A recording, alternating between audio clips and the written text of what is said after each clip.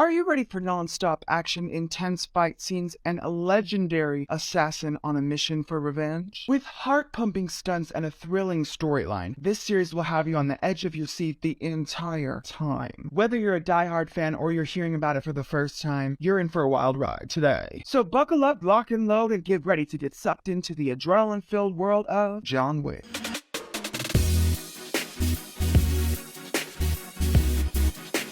Aloha and welcome back to my channel. My name is Jake and I'm an artist who talks all things movies and TV. In today's video, we're talking the John Wick movies. I know, I am gay as can be, so you'd think I normally wouldn't be into a movie like this. But honey, my favorite show as a kid was Power Rangers, so I know a little something about a boom boom bang, bitch. I'm gonna go over the plot of each movie, what I think it does well, and why it's become one of the most successful action franchises of all time. Some of you know that I usually make rugs when I talk movies and TV, but listen, mama needed a break. Alright, so I fell down a rabbit hole, big fucking surprise there, and I decided I wanted to try something different for a sec. So I tried printmaking for the first time, and let me tell you something, it was a challenge. I made this cute little John Wick Valentine's Day card that I'll show you a little bit later. I didn't film the entire process because it was my first gig, but I promise, I'll show you some BTS. In fact, I'll give you a little sneak peek, period. It's called I Kill For You, I Kill For You, Johnny Wick, bitch. Before we get into it, I wanted to let you know that I'm not going to be spoiling any major plot points or deaths. I will be giving a couple things away. So if you'd like to skip around, see the chapters below. So I know I went to Vegas this weekend, bitch, and girl, it's Wednesday. No, it's not even Wednesday, it's Tuesday, and I'm still recovering. You want to see a moment? I'll show you a moment. Okay, cute. Isn't that cute? I've never taken a picture at the welcome sign, and this was an iconic moment. We've got the queen of the weekend, period, the house, and some of the girls. Let's move on from this madness. John Wick is an action thriller franchise that spans 3 movies and 1 on the way this year. It's directed by Chad Stahelski, who comes from a kickboxing, martial arts, and stunt coordinator background. Chad worked on The Matrix with Keanu and then became the stunt coordinator for its sequels and several other films. In 2014, he made his directorial debut with John Wick. Mr. Keanu Reeves plays the main character, an iconic assassin who will stop at nothing before he gets his revenge, John Wick. Now he's a retired mega assassin, you could even argue the best in the world, who's grieving the death of his wife. John left the killing game several years ago, but somehow these things always find a way to come back around. The first movie opens on a puppy delivery from his deceased wife Helen, who got sick with cancer and passed away. This was her parting gift. She probably thought maybe this will give him some joy once I'm gone. He unknowingly runs into a group of Russian mafia members, and one of the bitches sees John's vintage Mustang and thinks, I would love to have that car. I'm gonna have that car. Let's go, boys. The idiot really doesn't know who he's dealing with. This is not just some raggedy, long-haired white boy popping up to fill up his tank at the gas station. Okay, no, he's a killer. He's a killer, but this kid will come to find that out. That night, the idiot and his idiot friends break into John's house, steal his car, and kill his dog. So unnecessary. Don't get me started. Don't get me started. And that lays the foundation for the entire series. Talk about a domino effect. Talk about a butterfly effect. John shockingly goes back into the game to seek revenge, not knowing that this decision would forever change his life. In chapter 2, after a lot of killing in the first movie, John decides to put his gun down, but it's not gonna be that easy. One of his assassin colleagues, the very delicious Santino D'Antonio, shows up saying, hey John, you owe me. Okay, you got a debt. I helped you get out of the assassin game 5 years ago, so I'm coming to redeem my situation. I need help. But this isn't any old debt, any old favor. This is a blood oath. Basically, even though John says no, he's gonna have to do it anyway. So John says no, Santino burns his house down, and another domino effect begins. He's like, yeah. By the end of the second movie, John is excommunicated from the network of assassins he used to be associated with, and being a part of this network comes with several benefits. You got free health care, you've got really assassins on call whenever you need them, and you've got this chain of hotels that assassins stay in where they cannot hurt one another. No bad blood can be spilled on continental soil. And by the end of chapter 2, John decides to do just that. He kills on sacred ground, which leads him to the excommunication. So he's got 1 hour with all these perks before they're all taken away. And on top of that, there's an international bounty on his head. So not only is he losing all of his protection, people are actively out to kill his ass. Which honestly, if I were him by this point, I've already survived many things that should have killed me, many people that should have killed me. I'm still here, and just because I wanted to get rid of one of the last obstacles in my way, a mark has been put on my back, and I'm basically waving a fucking flag in front of me in a bullfight, just waiting to be demolished at this point. But one thing that he has, which behind that flag, an arsenal of guns. Lots of them, Glocks and ARs and, you know, AKs and whatever other kind of guns they've got, you know, pew-pews. So every assassin in the world is coming for this man. On to chapter 3. John is out here killing bitches right and left, wherever, whenever he can, including a gruesome pencil death, which you'll just have to watch. I had to cover my eyes like a fucking 6-year-old because I'm not interested in getting that in my head because it will never come out. But no. In fact, there were a couple of moments where I had to go, oh, Lord Jesus, please deliver this man. You better work, Ticonderoga. I hope they got some money out of that. I'm sure a lot of people wanted to buy pencils after seeing that fucking movie. This movie stars the Halle Berry, as there's a blood oath between her and John is looking to cash in because he needs any help that he can get. Meanwhile, this bitch from the organization that John used to belong to is going around and punishing every person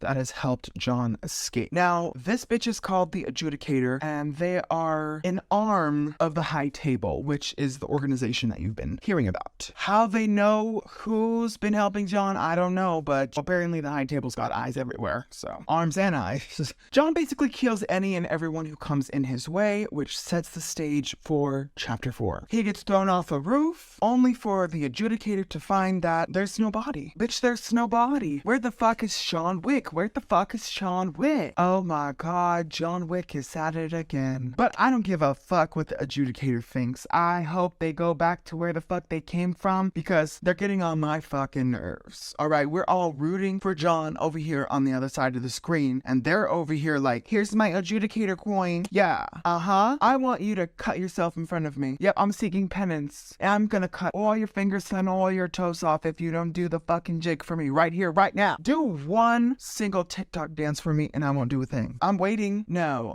You're flossing. No, that's not a TikTok dance. You wanna say so, it's in and in. That's a TikTok dance. Cut him. So at the end of chapter 3, John has vanished without a trace, and he's taken on the biggest assignment in his life, taking down the High Table. Yeah, he's been fighting these little pomeranians, choo-choos, and chihuahuas, but now he's ready to take on the Greyhounds, the Great Danes, the Dalmatians. Oh yes, he's not scared at all. He doesn't even flinch. He said, oh my gosh, you shot me? Oh, excuse me. That's just a fucking Tuesday to me. Alright.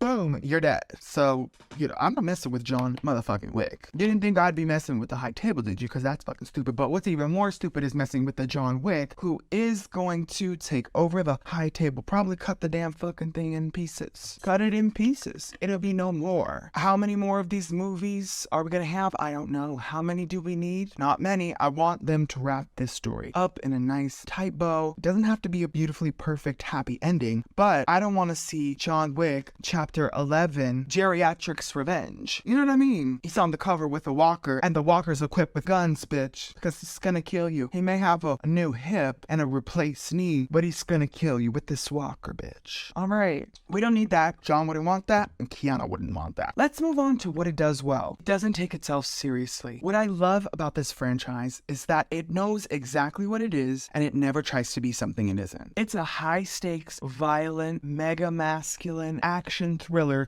that you wouldn't think would leave much room for comedic moments. And yet, they do a pretty good job at squeezing them right in there. John Wick succeeds at creating a sense of depth, while also delivering badass fight scenes. This entire multi-million-dollar blockbuster franchise is built on an outrageous motivation: the death of a dog and the theft of a car. You wouldn't normally build a world off a striking point this simplistic, but somehow it actually makes total sense. It's as if John opened Pandora's box and bitch, he couldn't put the monster back in.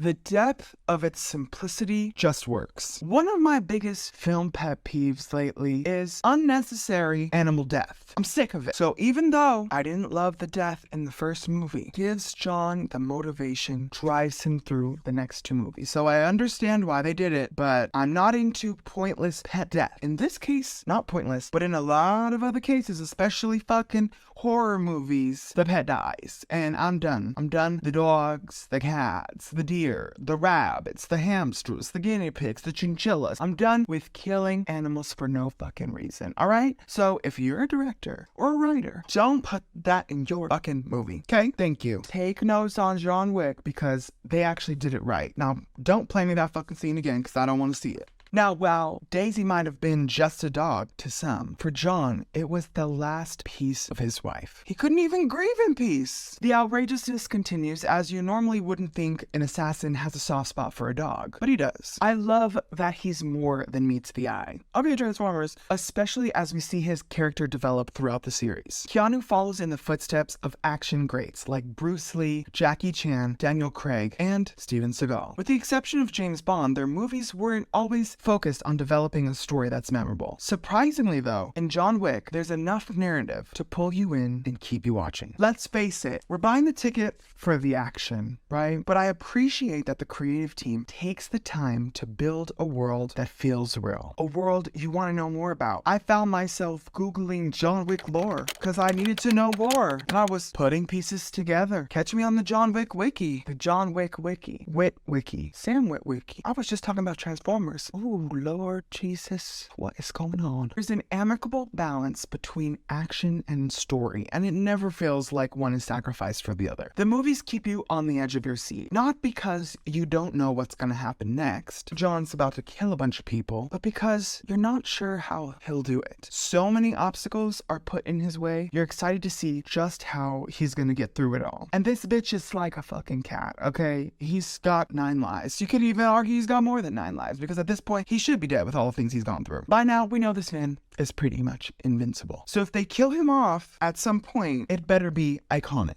Part of the magic of the world building are the smart casting choices. The first movie features Willem Dafoe, who gives an exquisite performance as usual. In the second, we're introduced to Ian McShane's Winston, who you just can't help but love. Ricardo Scamario as Santino D'Antonio. I'm sure he gave a great performance, but I was distracted. I was lured in by those beautiful eyes. Woo! Oh my god, I'm getting a hot flash. Thank you, Chad, for giving us girls and gays something to look at between all that killing. Oh, and we cannot talk about great casting without talking about Lance Reddick as the Continental Concierge, Sharon. He reminds me of Mark Strong's Merlin from Kingsman. Just looking at him, you wouldn't think that this classy-ass man has insane fighting skills, just like the guests that he takes care of every day, but he does. And it was fucking sickening when they let him finally get in on the action. I'm sure he was waiting. He's like, I signed a 7-movie deal and I'm still stuck behind this fucking desk taking care of dogs. So I'm glad he got his moment. Finally, we get an epic reunion of Neo and Morpheus. He captivates the audience every time he's on screen. Then we get to chapter 3 and we get the honor of Halle Berry kicking everybody's motherfucking ass once again. If you'll remember, she was the Catwoman in the early 2000s, and honestly, she changed the game. Halle Berry did the thing, and this time, she doesn't kick ass with cats. No, bitch. She kicks ass with dogs. Well-trained dogs who are ready to bite a bitch's arm off in a moment's notice. This was probably the most brilliant casting choice at this point in the franchise. She serves as an anchor for John as he figures out a way to get out of the situation he's gotten himself into. She represents the strength that John needs to keep going. Her action scenes are so good, and the best part about them, her trained fighting dogs. This moment in the third movie feels like a big deal because it is. These dogs are getting revenge for Daisy, the moment that started it all. Ugh, so good. And then of course, the most important casting decision of all, Keanu Reeves as the John Wick. I wasn't sure about this one at first, okay? That's probably why I didn't watch it for so long.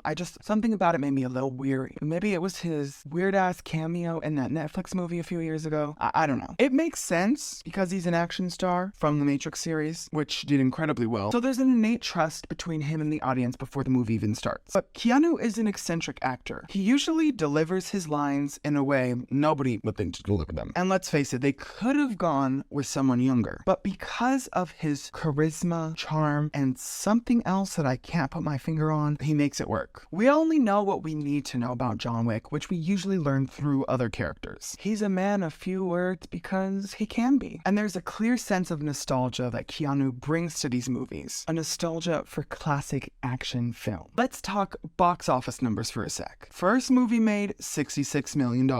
Chapter 2 made $141 million. And Chapter 3, $253 million. Every movie gets better, earns more. I mean, the numbers speak for themselves. People are invested in John Wick and they want to know how the story ends. Something I really liked throughout these films was the use of analog technology. In a world riddled with all kinds of tech, including ChatGPT, which gives you an answer to really anything, it's refreshing to see such an advanced and highly organized assassin network literally use stamps and chalkboards. It reminds me of the Umbrella Academy, where the time-traveling agency, they use those little suction jars and typewriters and a lot of things that we don't really see these days. I myself have been fascinated with analog technology in the last year because I grew up with a little bit of the old age and a lot of the new age. So I remember CDs, I remember cassettes. I even made over a Smith Corona typewriter that honestly is one of my most prized possessions. They could have easily gone very futuristic, but instead they decided to keep it simple, which pulls in the people that grew up with that technology as well as the Gen Zers who might be fascinated by something like a typewriter or a heavy-ass computer from the 90s. These movies have some incredible stunt work in them. I know that the budget is big, but bitch, they did not skimp on any of these hits, tricks, flips, all of it. These movies have some of the best stunt work I've ever seen, and I can't wait to see what they do in Chapter 4. John Wick is a franchise of fire, bullets, and good old hand-to-hand combat, mixed with a splash of where the hell are we going next? It feels like the action movies that changed cinema, while also staying true to the lore it's created. It's an exciting watch that gives you a reason to look over your shoulder. It makes me want to buy those fucking spy glasses that we had as kids. The little mirror on it so you could see who the fuck's behind you. Cause I'd punch a bitch if I had to. I went into it with not so high expectations and I came out wanting more. I know, bitch, I know. It's so mask, but fuck, it's just so good. I didn't think I'd be into it as much as I am. But there's also something admirable and softer about John and the way that Keanu plays him that we don't usually see in leading men. Maybe it's because we know how deeply emotional John's motivations are, which is something we don't normally see in movies of this category. John Wick's strength lies in its simplicity. It allows the audience to enjoy the action without questioning the story and its motives. The story is internationally accessible and it resonates with audiences. There's something in it for everyone because upon closer look, it has a lot of depth for a movie series about a man avenging the death of his dog. It looks the audience right in the eyes and asks, how far would you go? Valentine's Day lino cut, shall we? This is my first official time that I'm doing printmaking. I've been watching tutorials, doing all the things. I'm making sure the design is good. Here we're putting on some Liquitex high glossy gel. Yeah, you know what that looks like. But you gotta make a call back. Happy Valentine's Day. Hope you have some fun today. So we're just gonna flip this on and then we're gonna let this dry for a few hours. And then after that's done, peel her off. And here it is, so satisfying. You're about to see the design. Yep. That's right, I'm using John Wick as my inspiration. Don't ask me why. I just watched it for the first time and listen, this queer, I was shook. I was highly impressed. So now is the fun part. We are carving into the linoleum. Yes, we are. Making sure those lines are nice, neat, and crisp. I put a little purple paint over the top. And here is the final situation. Okay? And now she's on her way to get printed. I decided to try doing this outside, which was absolutely a motherfucking mistake because it was gloomy as hell and I should have known. So I did some printing off camera. They came out fine. I'll show you the final result in a moment, but I decided to go back in with some white and do some other test prints of other designs that I've worked on. Yeah, I had to move my whole operation inside because it started raining. Yeah, so I got some shit on my prints. Then I decided to try that mess and a half. Never doing that again.